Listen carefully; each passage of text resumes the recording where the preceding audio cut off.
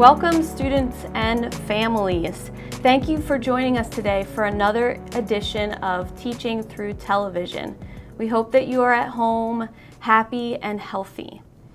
Today's lesson features a book, A Bike Like Sergio's, that was chosen for students in grades kindergarten through second, but I feel as if all students would really enjoy this book. So if you have older brothers or sisters, if your pets are around or stuffed animals, please grab your partners to enjoy this lesson.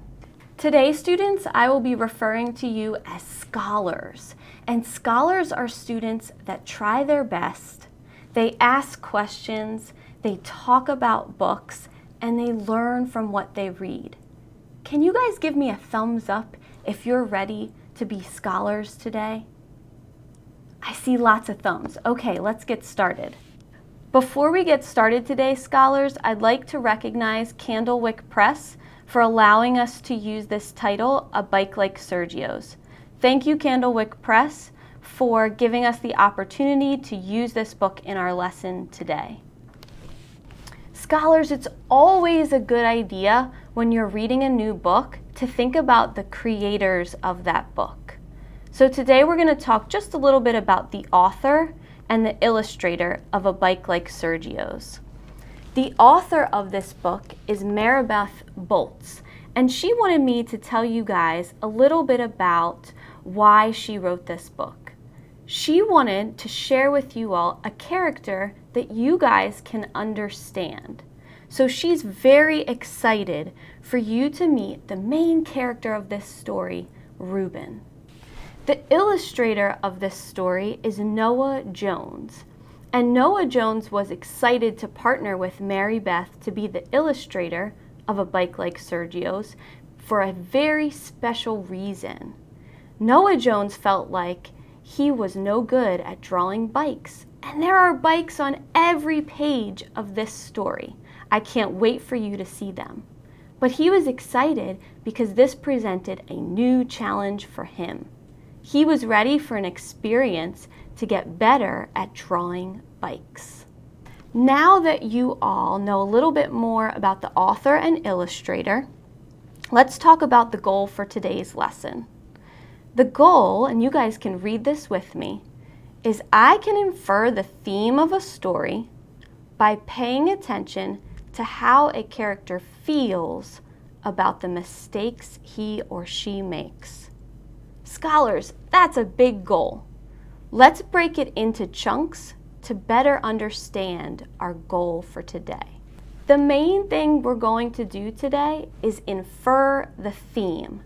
So when we infer, we are figuring out what the author means but doesn't actually tell us. Maribeth Boltz doesn't say the theme is. We have to figure that out by the evidence that she puts into our story. The theme of a story is the lesson that the reader can learn from the story. Teachers sometimes have different names for the theme. They may call the theme the lesson, the message, or the moral. Can you guys give me a thumbs up if you've heard some of these words for theme before? Excellent. I see lots of thumbs up. So remember, all of these words can be used for theme.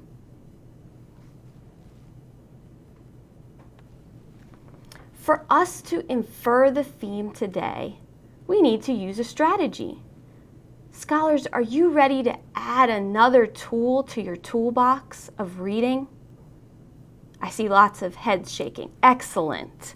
Okay, scholars, the strategy we are going to use today to infer the theme is to understand that mistakes characters make can lead to lessons. We all make mistakes. I know I make mistakes. I know you make mistakes. Some are small, some are big. What's important is that we learn from our mistakes. And guess what? Are you guessing it? Yes, characters make mistakes too. And the characters learn from their mistakes just like we do. To help us understand these lessons that characters learn, we have to look at them very closely. So put your hands up like binoculars. We're going to take a really close look at our characters by asking lots of questions while we're reading. We're going to ask about the mistake they make. We're going to ask about the feelings they have when they make that mistake. And we're going to ask about what lesson they learned from that mistake. Remember, scholars, the lesson the character learns is the theme of the story. So let's get started. I can't wait to share a bike like Sergio's with you guys. Scholars, take a look at the cover.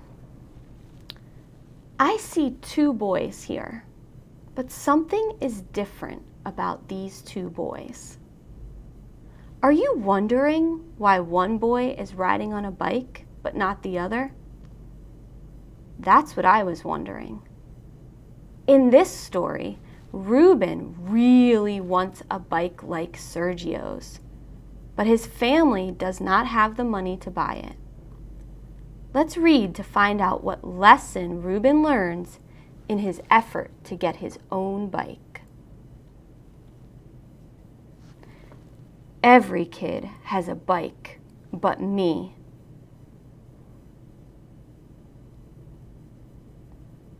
Sergio rides his new one while I run alongside, out of breath.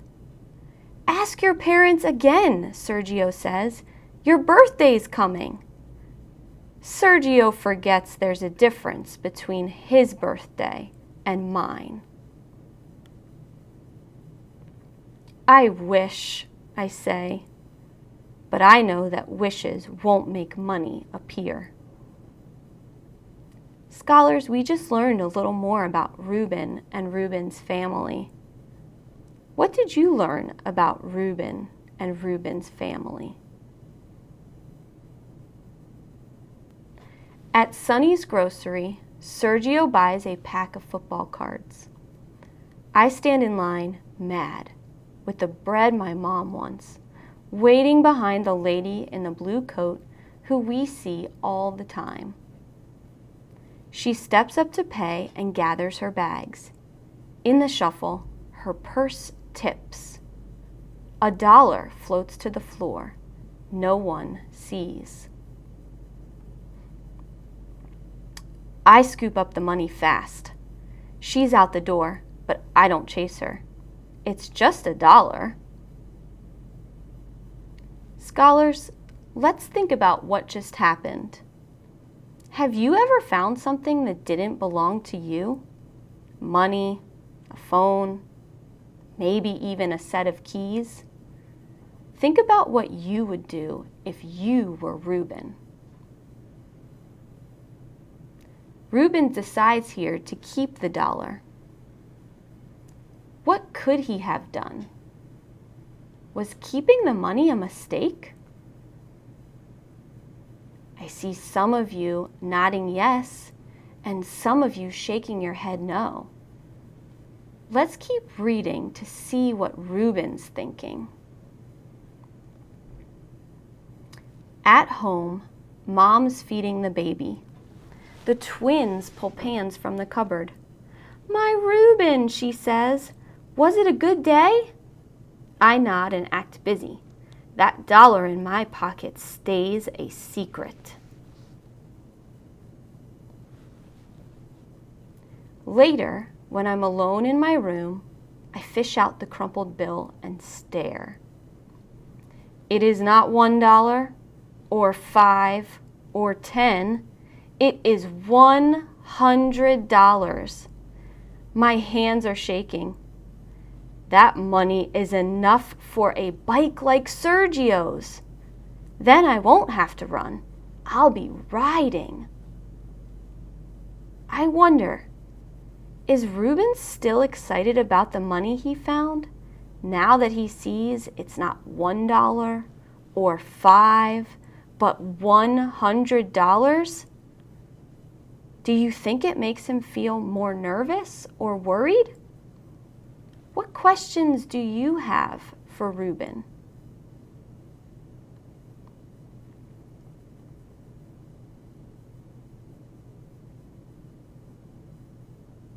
I hear some of you asking some good questions of Ruben. Let's see if some of our questions can be answered. Dad gets home from work late and tucks in my little brothers. When he gets to me, I squeeze my eyes shut and stay still as a stone.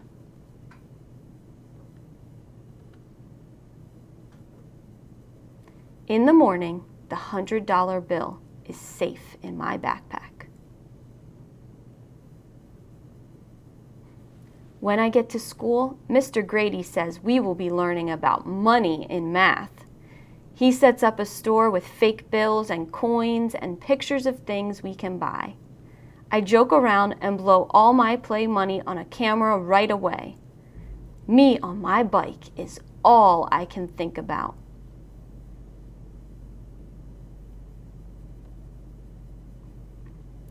We stop at the bike shop after school. Inside, I walk the rows and find one like Sergio's, but silver. "Man, you look good on it," Sergio says, and it's true.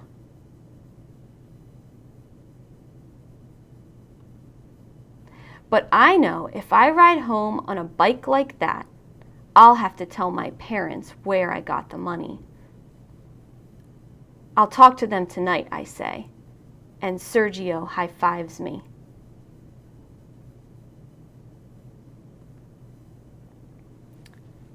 At home, Mom is making a grocery list for Saturday. She walks her fingers through the cash in her wallet, then she crosses things off. "Maybe next week," she says. She looks up at me and smiles. Me with the 100 in my backpack. Her crossing things off. Then she hands me a $5 bill. "On your way home tomorrow, could you pick up orange juice at Sonny's?" When she mentions Sonny's, I feel the sweat. What if the lady in the blue coat is there? Scholars, I'm noticing a change in Ruben by the illustrations and by what he's thinking. I can tell Ruben is feeling uneasy or nervous, but why? Talk to somebody near you. Why is he now feeling uneasy and nervous?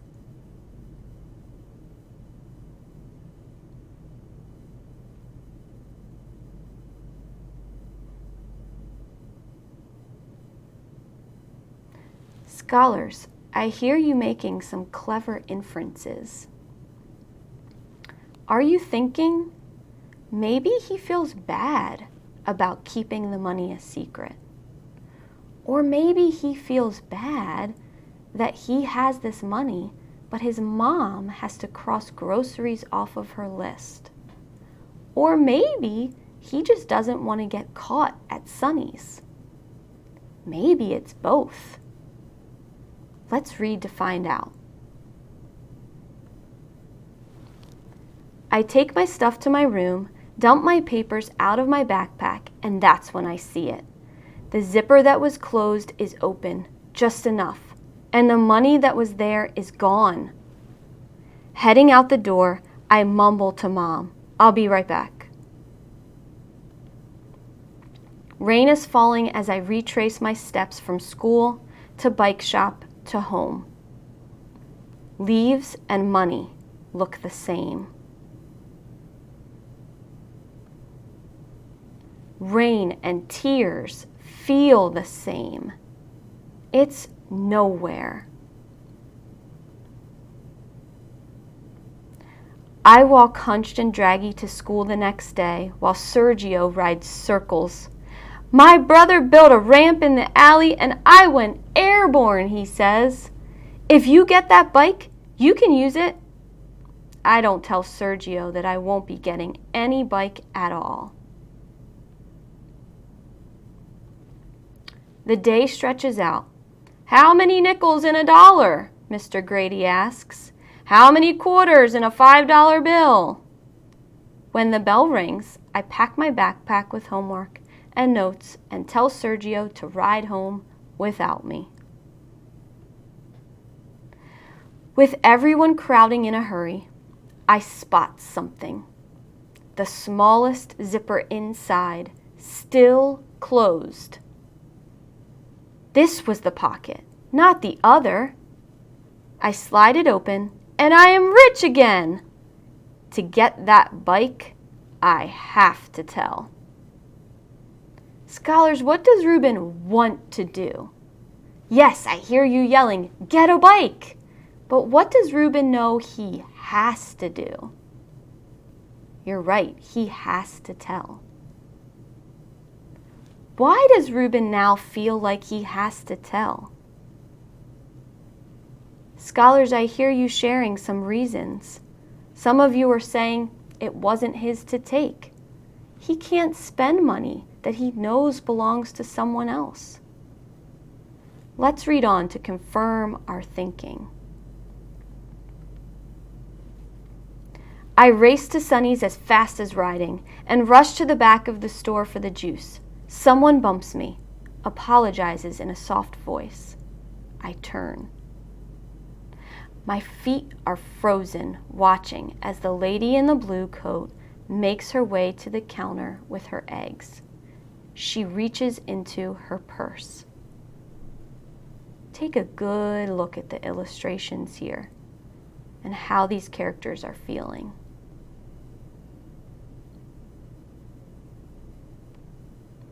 And like a hot blast, I remember how it was for me when that money that was hers, then mine, was gone. I leave the juice behind, and this time I follow her. Scholars, can we agree Ruben is starting to feel badly about keeping the money? Show me a thumbs up if you agree. Yes, I see lots of thumbs up. Let's pause here for a moment. When we want to infer the theme of a story, we need to pay attention to what the character does when they start feeling badly about the mistake they made. Let's see what Ruben does next. She walks down the street, then another, and past the bike shop. My mouth is dry. Excuse me, I say. She turns and we are face to face. I breathe fast and the words bust loose like they've been waiting. The lady says, yes, she lost $100 and has been looking since. She tips her head. Why? I uncurl my fist. I found it, I say, holding it out to her, still folded. Her face changes from surprised to joyful to soft. We asked ourselves, what does Ruben do when he starts feeling badly about his mistake? Yes, he made a tough decision. He gave the money back. She takes my hand in both of hers like a sandwich and asks my name. Thank you, Ruben, she says. You have blessed me. I am happy and mixed up, full and empty with what's right and what's gone. At home, everyone is waiting, and the lost and found story is mine to tell. What you did wasn't easy, my dad says, setting his hand on my shoulder, but it was right. My mom pulls me close. We're so proud, she says. And in that warm house with my family all around and my birthday almost there, I am proud too. Scholars, throughout this story, we thought deeply about the choices that Reuben made. Some really tough choices. And we thought about how his feelings changed. He made a mistake. But like all of us, he learns a lesson. What lesson do you think Reuben learned? Let's work through this together. And I have a sentence frame here to help us. I'm going to try it out, and then you can have a turn to try it out. In these blanks here, I'm going to fill in how Reuben feels and why. Okay, now it's my turn. Reuben feels badly about keeping the money a secret because it did not belong to him. Reuben learns that being honest feels the best. Okay, now it's your turn. Try to think about what Reuben felt badly about and why. And think about what he learns from that. Talk to a partner at home about this.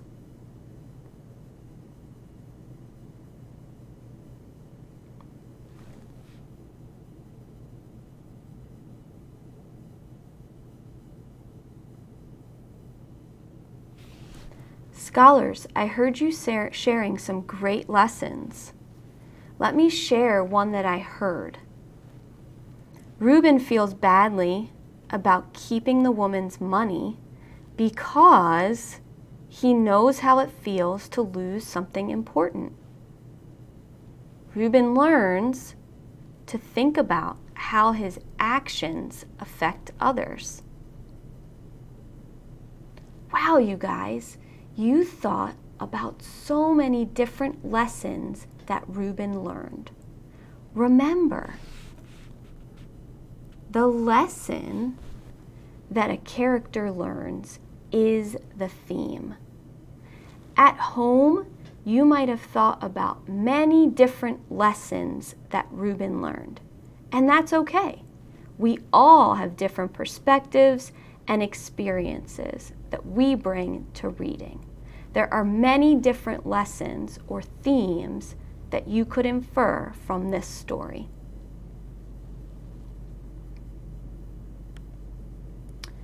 So I have some final thoughts for you and your families to discuss today. Reuben felt badly about taking the money, and finally he decides to give it back. At first, his feelings were mixed, happy and empty all at once. But at the end, he is proud of the choice that he made. He has true happiness. But does he get a bike? No, there is no promise of a bike in this story. His true happiness comes from making the right decision. Scholars, maybe that's another theme of the story. Think about that with your families at home this week. What can you experience together that brings you true, long-lasting happiness? Thank you so much, scholars, for joining me today. I hope that you learned some lessons from the story that we read, and I hope that you added a new tool to your reading toolbox. Hope you will join us again for another episode of Teaching Through Television. I'm going to talk to your parents for just a little bit more. Parents and families, thank you so much for all that you're doing at home. We know you're doing the best that you can, and we appreciate all the hard work you're doing every day to ensure that learning continues with us. As always, read, read, read. Read nonfiction, read fiction, read any text that's available to you in your home. And although you didn't see this today, it's always a good idea to preview the book with your child prior to reading. Look at the illustrations, ask questions about them, talk about the pictures, and while you're reading, continue to ask questions. Here are just a few of the ones that we asked today while we were reading A Bike Like Sergio's. How did the character feel? Did the feelings change? What lesson did the character learn? And what lesson can you learn? And then lastly, listen to your child and discuss with them the connections that they make. Like I said, we all have different perspectives and experiences that we bring to reading. I'm sure that any conversation you have with them about their connections will spark some deep and meaningful discussion. So thank you again for joining us, and we hope that you'll join us in the next episode.